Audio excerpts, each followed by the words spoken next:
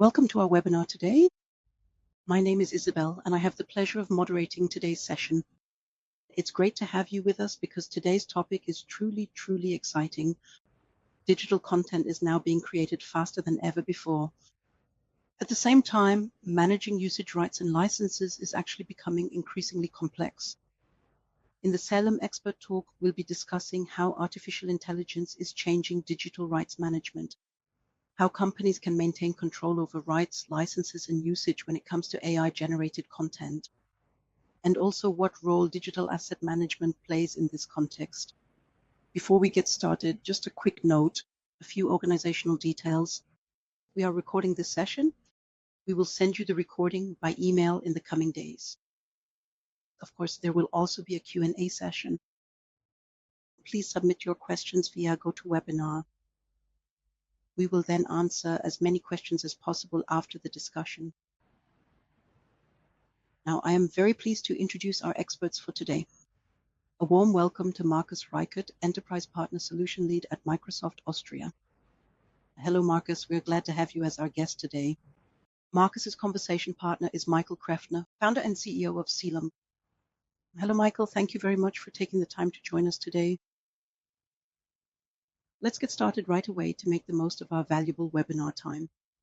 Markus, may I ask you to briefly introduce yourself? With pleasure. Thank you very much for the introduction, Isabel. A warm welcome from me as well on this. Today is a sunny Tuesday here in Vienna at least, so good spirits are pretty much guaranteed. Just a quick word about myself. For many years, I've been focused on how to advance technology companies, make them more innovative, more competitive, and more future-proof. And when you look at that, you can say that rarely has a topic developed as quickly as AI. There are a lot of studies on this. You may have already seen some of them, and AI has long since become part of everyday life. It's in our tools, our processes, our communication, and even to some extent in our private lives, even more so than in the business and enterprise context. That's exactly why we also need to talk about what this speed means for rights, for licenses, and for compliance.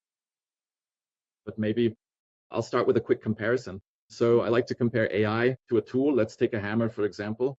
You can build truly impressive things with a hammer, for instance, in the past as a blacksmith. And I was fortunate enough to receive technical training. I got to learn blacksmithing. And in that context, a hammer is extremely important, and you can create amazing things with it. This has also led to real progress in human history. On the other hand, a hammer can also cause damage. And the difference doesn't lie in the tool itself, but rather in how we use it. And I think that's a highly appropriate and fitting analogy for the broader topic of AI, because I firmly believe we've already seen that truly remarkable and groundbreaking achievements are now possible. It is essentially a powerful tool or a sophisticated way to build something that also brings substantial and measurable long-term value to a modern company. On the other hand, it also offers possibilities and to a certain extent carries risks. And that's exactly where we at Microsoft come in. So we really build in security mechanisms right from the start. On the one hand, into our solutions. On the other hand, we also want to give customers the opportunity to implement the highest security measures themselves.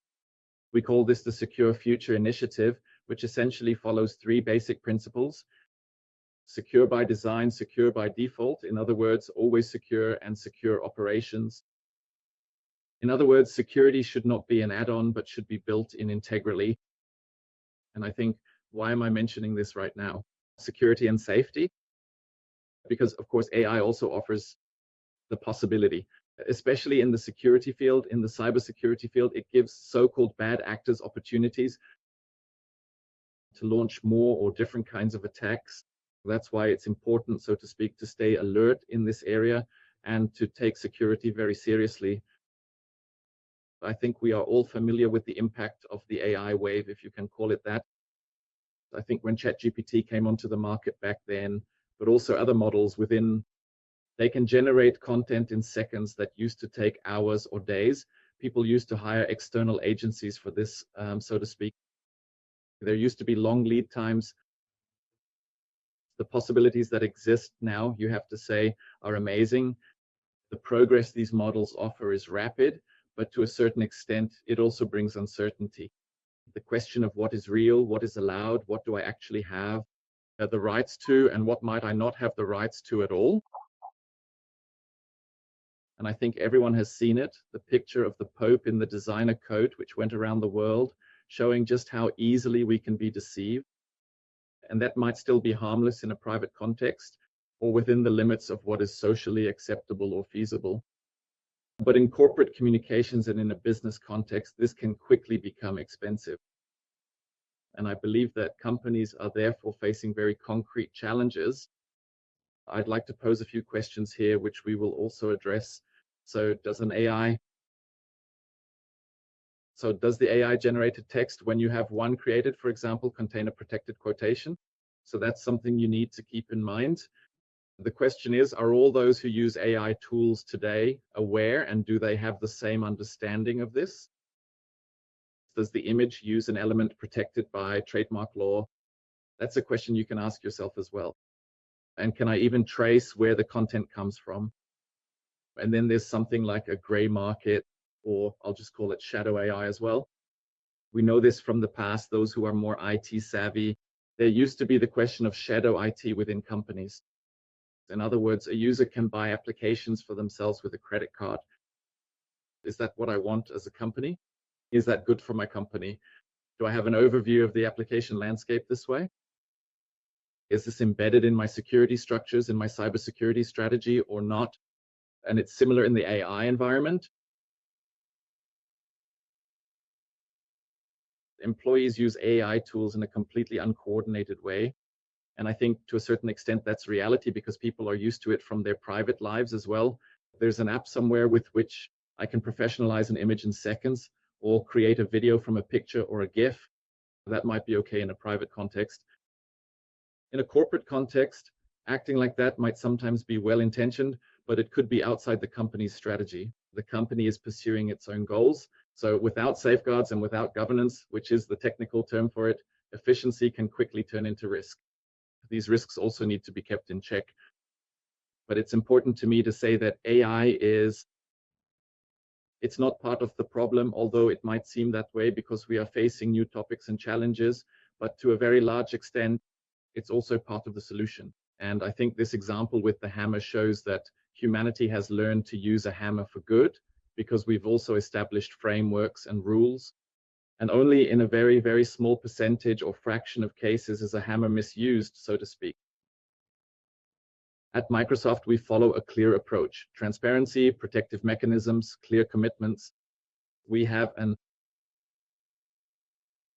provide a comprehensive end-to-end AI platform with which we have brought our own solutions like Copilot to market.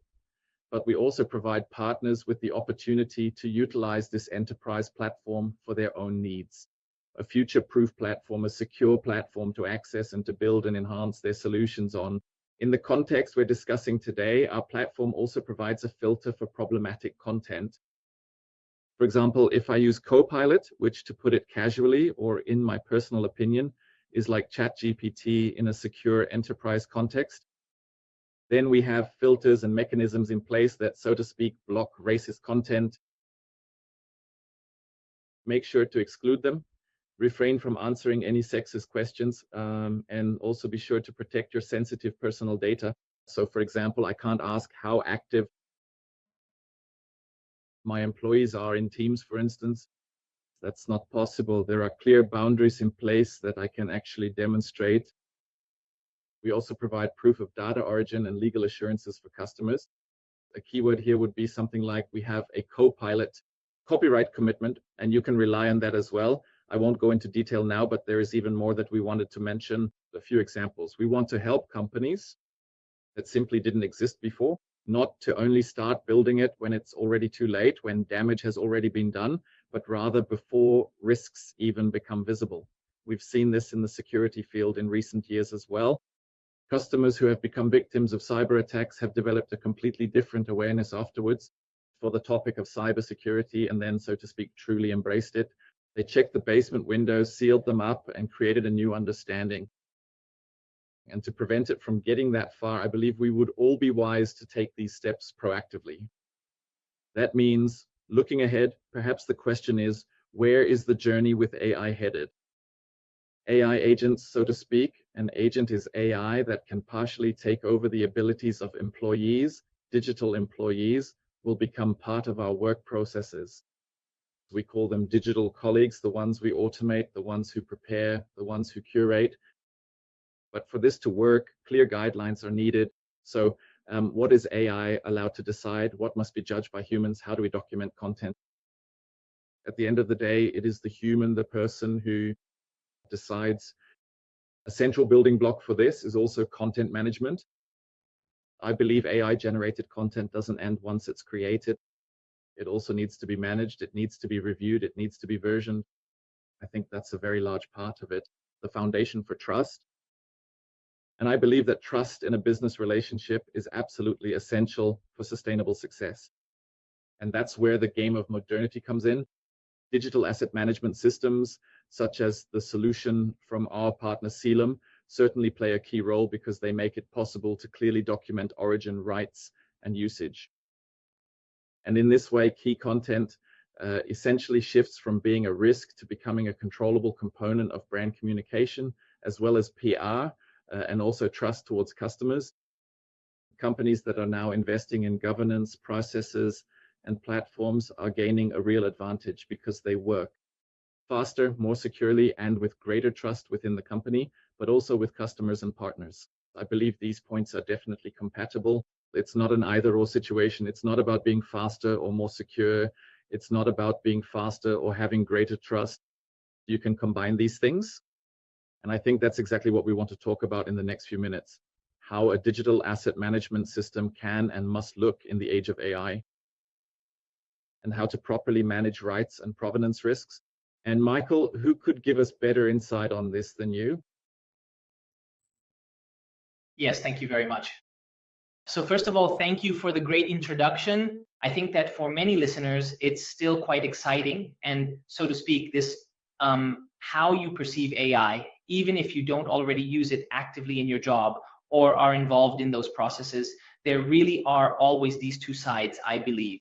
On the one hand, there's the AI that, if you will, replaces Google, the one that answers my questions, researches things, and so to speak, draws conclusions from a large pool of information. As you mentioned, with what will also be possible in the future with agentic AI, things like creating information and so on. And the second thing, of course, which we all notice as well, and you gave the example, which I'll put this way, what is still real? Yes. So basically, wherever AI generates content, whether that's funny little comic images or indeed malicious, I would say, reality distorting manipulations that can endanger our democracy and everything in between. So this AI that draws conclusions, that is my assistant, and on the other hand, AI that produces content which can be funny or threatening. And this question of what is real, that is, of course, a field of issues that we as a society have to confront. Of course, this also applies within a company. What is real? Does it comply with the requirements? What do I ultimately allow the AI to do? So, of course, before we even talk about rights management, etc., what do I, as an organization, actually want AI to do within the company? How much freedom, meaning not just in a positive sense, do I grant?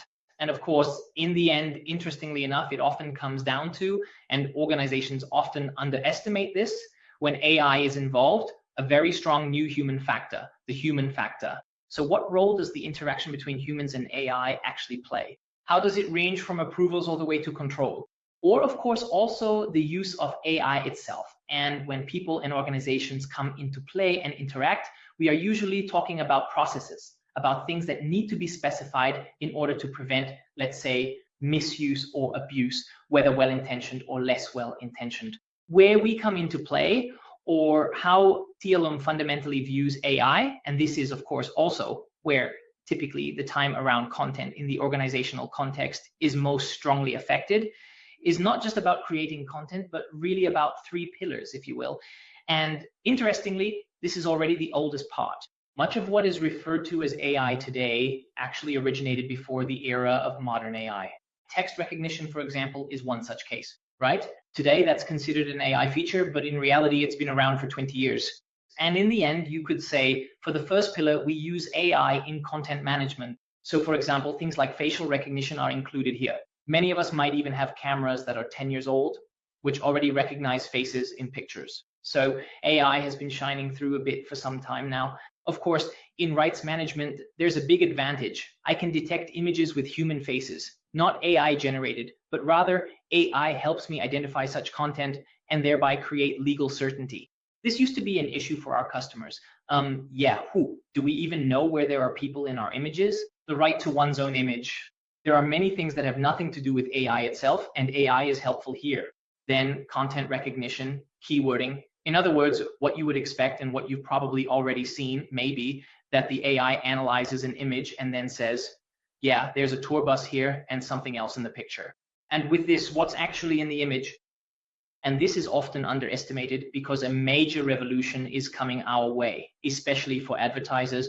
The AI recognizes what's in the image and describes what can be seen there. It can do this for us humans, of course, but it also does it and will do it even more in the future for other AIs, and it does so in the right way. This contributes to the shift where instead of a complete replacement, it will probably be a kind of coexistence from SEO, that is search engine optimization, to GEO, yes, generative engine optimization. So in a way, when the AI identifies things and then, so to speak, provides search results, if you will, or integrates this into the answers that the AI then gives, as I said, a lot of this is still in the dark. The major advertisers, so to speak, want clarity on this. At the same time, the platforms themselves are still quite uncertain, a bit unsure, but this is an area where AI will have an impact. The next topic is AI in content creation, and connected to that, not least in immersive experiences, right? There are already some special things happening now. Of course, simple things would be like, okay, the AI generates something for me. I enter a little prompt and then something cool comes out. We've already had discussions about the potential dangers there as well. We'll go into more detail about that in a moment. AI content adaptation. This is especially an area where we believe the big breakthrough is still to come. There are already incredibly impressive and in some cases highly sophisticated applications out there. One example is a major fashion retailer. I upload a photo of myself and it basically replaces the models with me. I can basically see the clothes on myself in the online shop, or in real estate, there's the option to view a dilapidated house or apartment and see what it will look like after a complete renovation. That has a huge impact on how communication happens there and also on how consumers are able to make decisions. And the third point, which is especially relevant to today's topic, of course, is AI content copyright and mastering the principle of AI content slop. Slop, content slop, or AI slop refers to, let's say, the excessive generation of content, which due to its mediocre quality and sheer quantity leads to rejection by users. So there's this kind of exhaustion on the part of the audience, right? It's all kind of like, that looks like AI again. That definitely also carries potential risks. And we focus on these three pillars, and that's also our clear recommendation to companies. And here's the thing, don't put off AI for later. I've been in our industry long enough, for over 20 years. And in the beginning, there were topics like people simply having no sense at all of what copyright even meant. So images were borrowed from competitors' websites. Yes, I took that from there and used it in our newsletter, which we sent out for the first time, with all the legal consequences that followed, of course.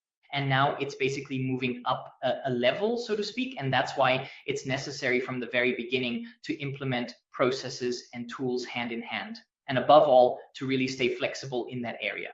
AI is changing incredibly fast, with the technical conditions practically shifting on a monthly basis. To say now that we've done something for AI, this can also be seen, for example, at the political level, where the EU is struggling because it's simply too slow as a regulator, since within 6 months, the fundamentals have basically changed completely. And as you already mentioned, the gray market, that's extremely important from our perspective. That existed in the past as well. I can remember, for example, when an organization like ours 15 years ago didn't give its users a way to easily access content, a gray market emerged. So, then I used my credit card and did this and that and so on. And it's exactly the same thing that we're seeing now with AI. So as already mentioned, it's important to create pathways that are controlled and secure in order to prevent the gray market and to keep this kind of black market for AI usage from arising within the organization in the first place. And from our perspective as an organization, you really have to consider AI. And as I said, especially in the context of content, of course, there are many other use cases as well. For example, AI in Microsoft Copilot, which integrates into the Microsoft Office suite, is a completely different area of use in some respects. But when it comes to content, from our point of view, it's more of a can rather than a must. Yes, so basically AI can be used to speed up processes. It can become a must if it's a critical competitive advantage that you want to secure for yourself. But in general, there are also situations where AI must be used. The geo example would be one of those, or as a consequence of another optional use, a mandatory use can arise. And that would be, for example, you have to use content tools in this geo transformation, yes. Or you might forego it in the future. Especially from a marketing and sales perspective, this is a crucial point that you don't want to miss. In the future, content can be heavily generated and transformed by AI. You don't necessarily have to do it, but you can. You can already have a lot done by AI in content management. You can, but you don't have to. You can also do it manually. And of course, as mentioned, you can have content generated by it. But if you do that, you'll need to use content tools. That's the reality. It's not a matter of whether this will be too much content now. The volume of AI content is exploding, and then I need that in order to get legal processes, approvals, and ultimately also the risk component when using AI-generated content, as I would call it, under control. And last but not least, you have to define these tools and processes in the context of BAM and this principle of AI slops. Even well-intentioned things can backfire badly. I recently saw a really well-made video, an AI video, where a medium-sized Austrian brewery poked a bit of fun at AI itself, like what's still real, etc. The problem is that the look they created with AI, the look generated by the AI, could basically be attributed to a major American entertainment corporation. It looks like Disney. And the problem is that Disney is extremely quick to sue and defines very broadly what they consider to be a look that belongs to them. So there's a big risk and a big gray area there, whether at some point this could end up being an expensive failure. And it's exactly these kinds of things that need to be addressed early on. And especially for marketers in large or medium-sized organizations, this attitude of, well, we agreed on this with the agency, or we just bought a license, that still worked a few years ago. Now it suddenly becomes extremely complex, especially when content is fully or partially AI generated. Yes, I would say that sums it up quite well. So this, let's call it a checklist of the three areas, the three pillars, and this combination of can and must requirements. If you use that as an internal checklist, so to speak, then at least you have a starting point. What all needs to be done? Where is there a need for control, regulation, and the use of tools? Above all, as mentioned, is the process definition, because strict rules are useless if no one follows them.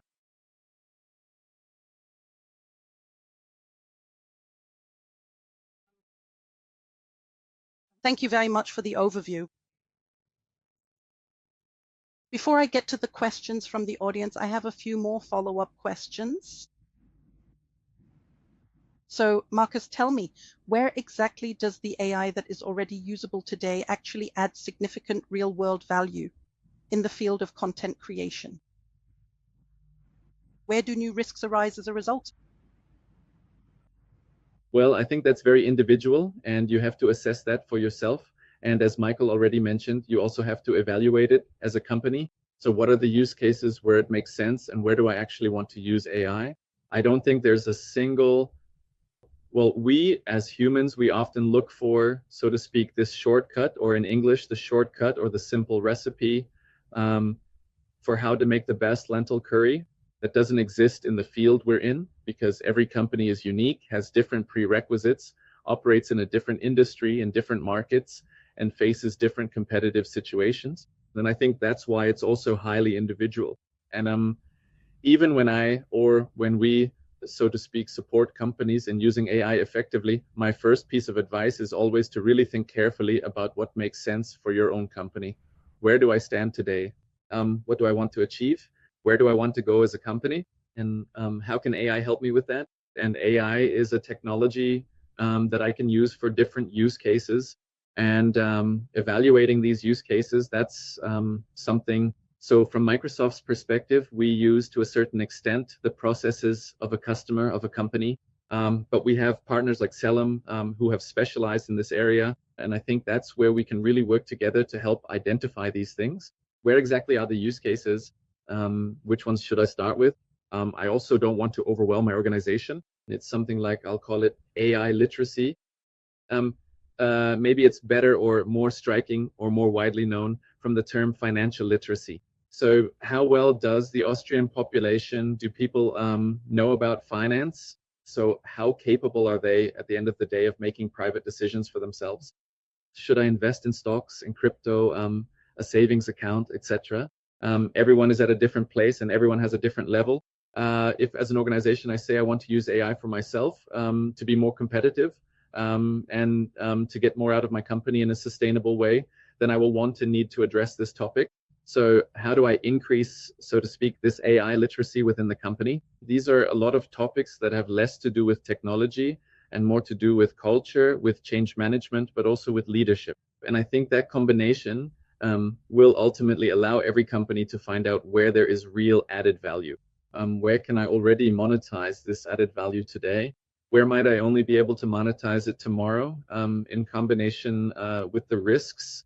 For example, when it comes to risk, I think both Michael and I have already mentioned a few risk scenarios, but risk can also be the human factor that I overwhelm people and, so to speak, don't bring them along on the journey. Yes, exactly.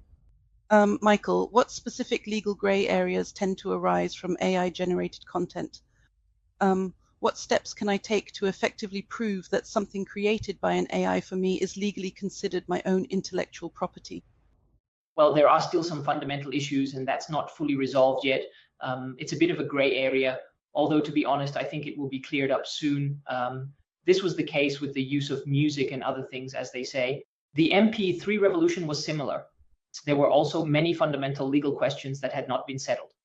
For example, is AI allowed to learn from content? And if it has done so, does the output belong to the creator, the user, or both? This is not a new debate. Copyright law has been evolving for over 100 years. Whether the creator of the original training content has any rights to what the AI does or to the money the AI earns, that still hasn't been definitively resolved. However, when using reputable AI tools, as we do in our company, you can protect yourself quite well. It's basically a kind of diffuse legal training tool. I think fundamentally things are much more complicated.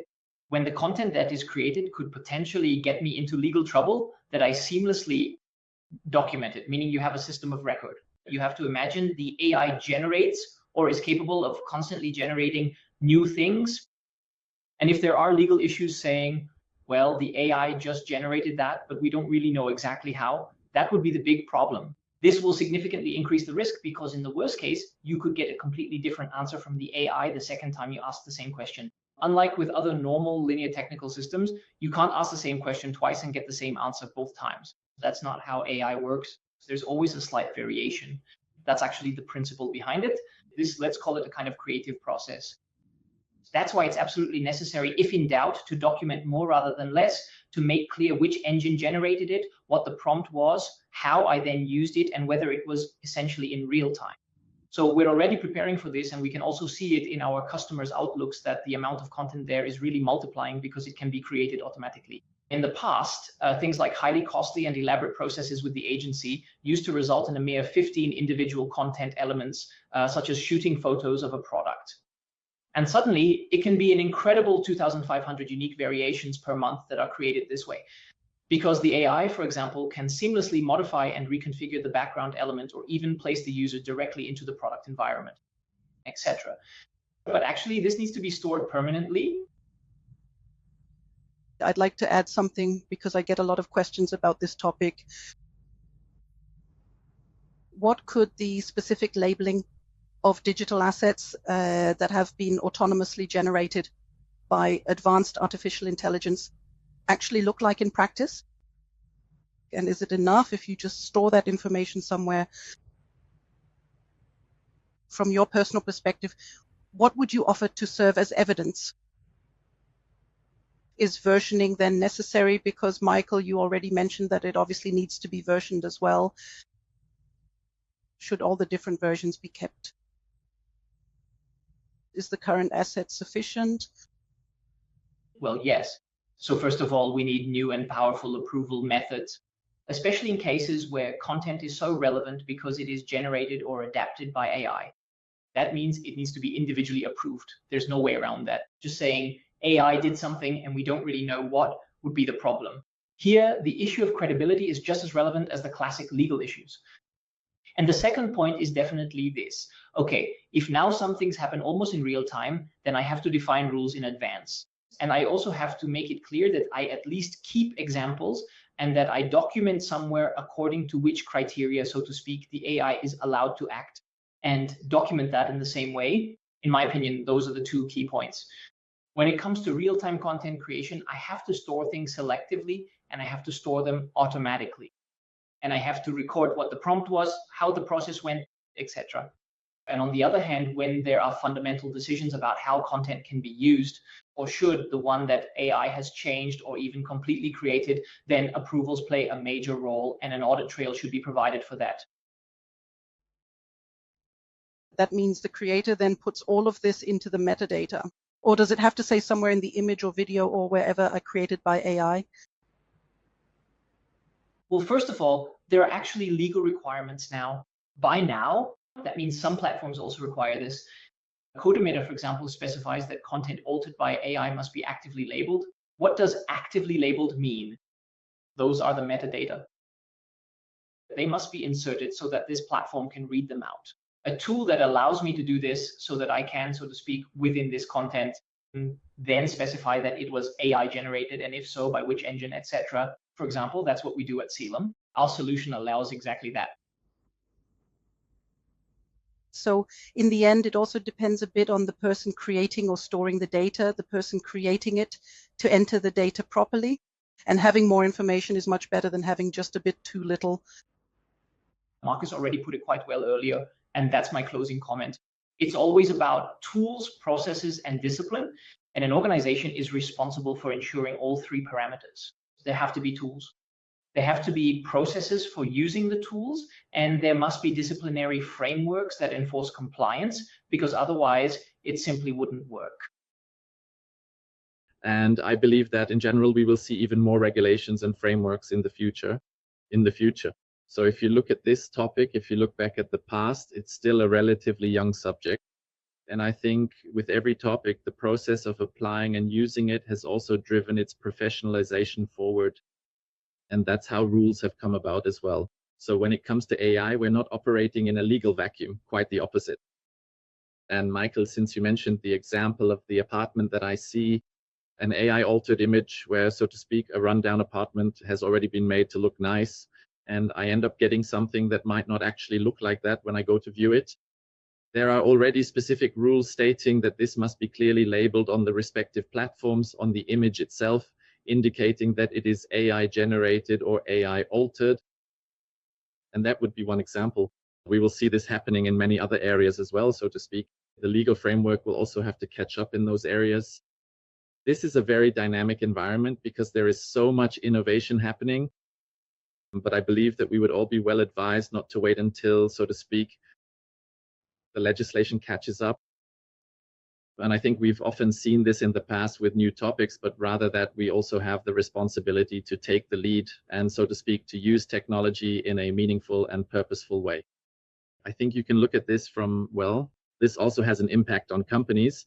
I think there can also be substantial and long-lasting reputational damage if you fail to keep this critical issue on your strategic radar, or if you manage the situation in a reckless or negligent manner. And then the damage can, so to speak, quickly become quantifiable. So to prevent that, I believe that's also the responsibility we have in a corporate context. Yes. Perfect. That comprehensively addresses quite a few of the specific questions our viewers from our community have submitted. Since our time is already coming to an end, now we're almost over, I would say I'll collect all the questions that are still coming in, and then I'll forward them internally. As I said, I will be putting together a comprehensive Q&A catalog, which I am planning to send out to everyone afterwards in about a week's time, containing all of the detailed answers to your questions. I'd like to thank you now for the knowledge shared, for your time, and for the participants' interest. Many thanks to Michael, many thanks to Marcus.